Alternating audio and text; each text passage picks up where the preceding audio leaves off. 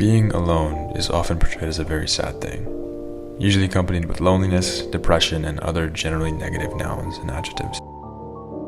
Especially at my age, I feel like there's a strong emphasis for us to be traditionally extroverted, but I don't really love going out to bars, and even parties can be incredibly draining.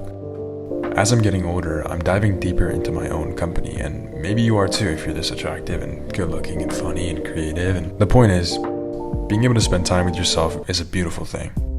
Having an entire day to dive headfirst into your hobbies, interests, thoughts, and ideas is, in my opinion, one of the most fulfilling ways to pass time. You can take yourself out on a date and just watch the world go by. I realize it's also something I look for when I'm making new friends, like how well do you do in a room with a notebook and a window? Well, that sounds kind of clinical, but you know what I mean. Maybe there's plants and a blanket, I don't know.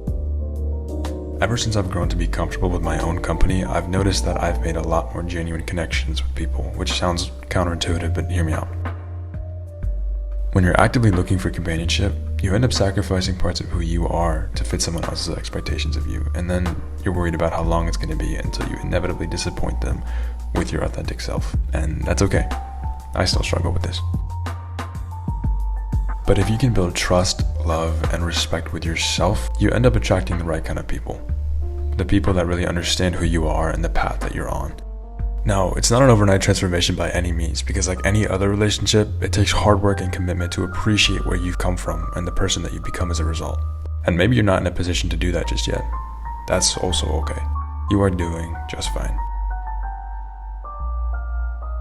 If you've made it this far, I hope you take the time to sit down with yourself and really appreciate who you've become. A living archive of everything you've seen, loved, and been through. Don't be afraid to do something by yourself. You might just learn something.